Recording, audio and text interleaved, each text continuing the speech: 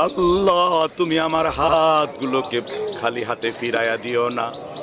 রব্বুল আলামিন আল্লাহ হযরতে মূসা কেঁদেছে আল্লাহ 3 দিন, তারপরে তুমি বৃষ্টি দিয়েছো। মূসা বলতো আল্লাহ তুমি যদি না দাও লোকেরা আমাকে কি বলবে।